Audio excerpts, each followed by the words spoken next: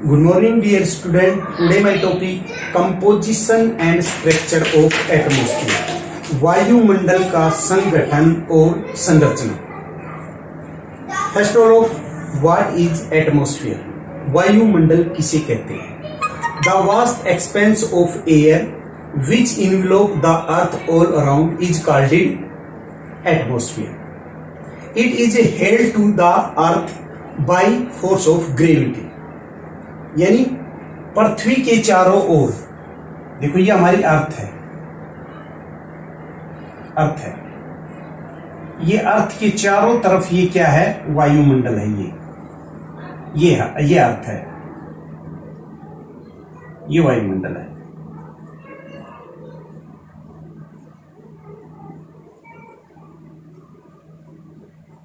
ये एटमॉस्फेयर है,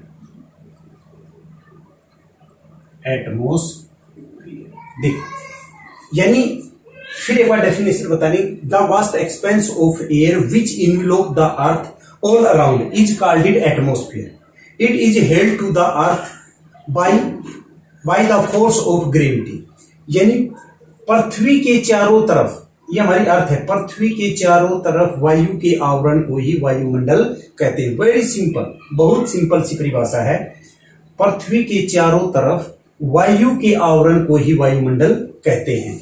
जो ये वायुमंडल है, ये पृथ्वी के चिपका हुआ है एक इन्वेलप के रूप में, एक कागज की तरह है।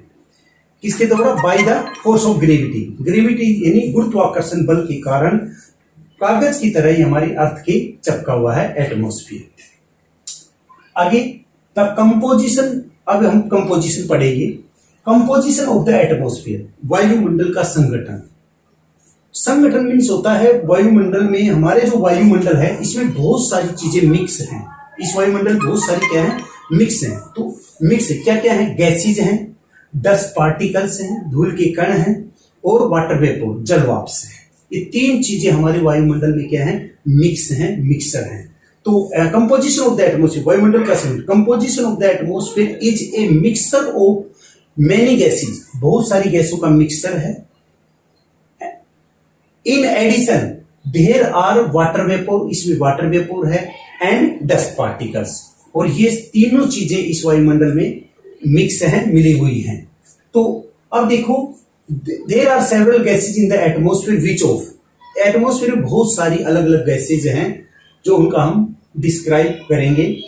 There are several gases in the atmosphere which of, first of nitrogen gas. हमारे एटमॉस्फेयर में N2 नाइट्रोजन गैस सबसे ज्यादा, जो हमारे एटमॉस्फेयर में सबसे ज्यादा जो गैस है वो नाइट्रोजन गैस है। 78.08% हमारे नाइट्रोजन। सेकंड हमारी है ऑक्सीजन गैस, O2 गैस, जो 20.95% हमारे एटमॉस्फेयर में सेकंड गैस कौन सी है? ऑक्सीजन गैस है। थर्ड है आर्गन गैस, ये 0.93% है। नेक्स्ट जो हमारी गैस है CO2, कार्बन डाइऑक्साइड गैस है, 0.03% हमारे एटमॉस्फेयर में है। नेक्स्ट है नियोन गैस। नियोन गैस हमारे एटमॉस्फेयर में 0.0002% है। फिर इसके बाद में है हीलियम गैस। हीलियम गैस हमारे एटमॉस्फेयर में कितनी है? 0.0005% हमारे एटमॉस्फेयर में। O3 ओजोन गैस, जो स्मॉल क्वांटिटी में लेकिन मोस्ट इंपोर्टेंट गैस है ओजोन गैस। ओजोन गैस 0.00006% हमारे एटमॉस्फेयर में। और हमारे एटमॉस्फेयर में हाइड्रोजन गैस है, CH4, मीथेन गैस भी इसमें मिक्स है। तो ये हमने बहुत इंपॉर्टेंट गैसेज बताई है जो हमारे वायुमंडल में मिक्स हैं। अब आगे देखो बेटा, some important gases are briefly describe. जितनी हमने अपनी गैसेज बताई है उनका हम अब ब्रीफली डिस्क्राइब करेंगे। गैसेज का करेंगे, वाटर वेपर का करेंगे, एंड डस्ट पार्टिकल्स का। फर्स्ट ऑफ गैसेज का हम डिस्क्राइब करेंगे। Some important gases are briefly describe. First of all सबसे पहले हम नाइट्रोजन गैस का डिस्क्राइब करेंगे। Nitrogen gas N2। Nitrogen gas हमारे एटमॉस्फेयर में सबसे ज्यादा गैस है, 78.08%। Nitrogen is the largest portion of the atmosphere. Atmosphere में लार्जेस्ट पोर्शन है, 78.08% है।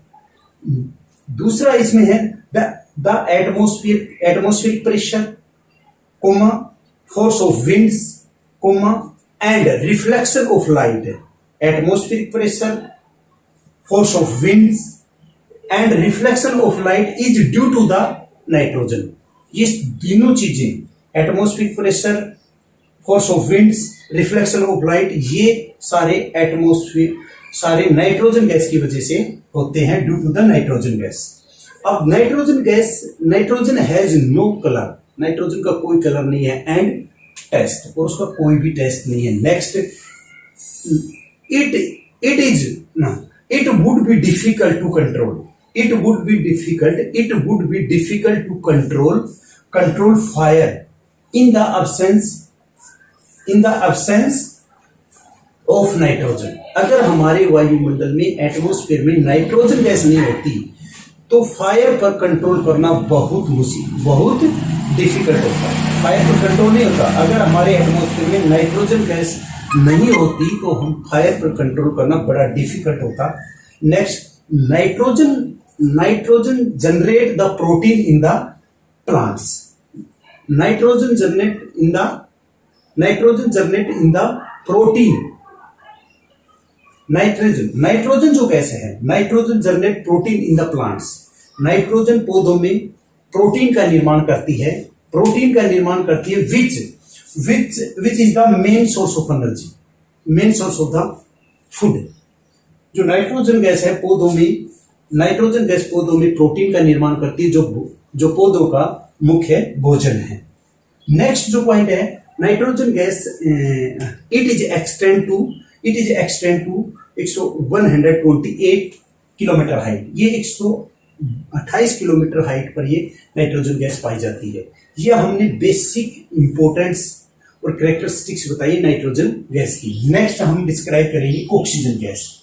ऑक्सीजन गैस हमारे एटमॉस्फेयर में 20.95% है, यानी 20.95% जो गैस है हमारी, वो ऑक्सीजन गैस है, जो दूसरा सबसे लार्जेस्ट पोर्शन है ऑक्सीजन का। ऑक्सीजन गैस देखो, oxygen is called life giver, इसको लाइफ गिवर गैस भी कहते हैं, ये जो जीवन देती है, because it is very essential for the breathing. ये हमें सांस लेने के लिए क्या किया जाता है, बहुत जरूरी है। हमारी सांस लेने के लिए हमें किसकी जरूरत पड़ती है, ऑक्सीजन। तो इसीलिए इसको क्या कहा जाता है, लाइफ गिवर गैस। ये लाइफ गिवर गैस है हमारे लिए। अगले जो ऑक्सीजन गैस है, oxygen gas it is extend to 65 kilometre height in the atmosphere. Atmosphere में ये 64 किलोमीटर हाइट पर पाई जाती है। Next, oxygen gas to help in burning the fuel, और ये फ्यूल को जलाने के लिए भी काम आती है। अगर ऑक्सीजन हमारे एटमॉस्फेयर नहीं होती तो हम अगर तीली जलाते तो ये नहीं जलती, आग नहीं लगती, कोई भी ईंधन जलता नहीं। इस ईंधन जो जलता है वो डलता है ऑक्सीजन की वजह से। तो ऑक्सीजन गैस सबसे इंपॉर्टेंट गैस है। दूसरी नेक्स्ट कौन सी है, CO2 gas. CO2 gas is most important gas. CO2 gas बहुत इंपॉर्टेंट गैस है। CO2 गैस 0.03% है हमारे एटमॉस्फेयर में।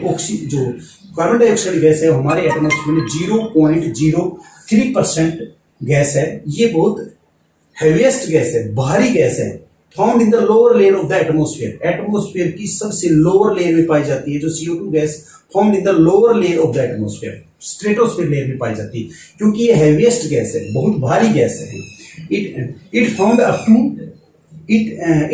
अप टू ये कितनी हाइट तक, ये 32 किलोमीटर हाइट तक पाई जाती है ये गैस, क्योंकि ये हैवी गैस है, भारी गैस है। नेक्स्ट क्या है, ये मोस्ट इंपोर्टेंट गैस है। आगे क्या है, इट इज द ट्रांसपेरेंट। ये जो गैस है जो carbon dioxide gas is a transparent है टू इनकमिंग सोलर रेडिएशन। ये इन सोलर रेडिएशन को, जैसे सोलर रेडिएशन है, सोलर रेडिएशन को आने तो देती है, फिर ये सोलर रेडिएशन टकरा के वापिस टकरा के कहाँ जाती है, क्या जाती है, ये वापिस एटमॉस्फेयर उन्हें जो वापिस नहीं जाने देता, जिसको बोलते हैं टेरेस्ट्रियल रेडिएशन। नेक्स्ट क्या है, The CO2 gas is responsible. CO2 gas is responsible for the greenhouse effect. Green house effect के लिए सबसे इंपॉर्टेंट रिस्पॉन्सिबल जो ग्रीन हाउस के CO2 gas is the responsible for the greenhouse effect. This gas increase the temperature of the atmosphere. Atmosphere में temperature increase करती है. Next क्या है? हाइड्रोजन. जो हाइड्रोजन गैस है, hydrogen is a light gas. Light gas है. Hydrogen gas हमारी क्या है? एक बहुत लाइट गैस है, हल्की गैस है, जो इट एक्सटेंड टू 1100 किलोमीटर तक हाइट में पाई जाती है. हाइड्रोजन और हीलियम गैस ये एक्सोस्फीयर लेयर में पाई जाती है. हाइड्रोजन एंड हीलियम गैस क्या है? ये लाइट गैस है, found in the exosphere layer, यानी 1100 किलोमीटर तक हाइट तक पाई जाती है. Ozone gas found in the stratosphere layer. Ozone gas found in the stratosphere layer. Ozone gas है स्ट्रेटोस्फीयर में पाई जाती है. It is found very small quantity in the upper layer, upper atmosphere.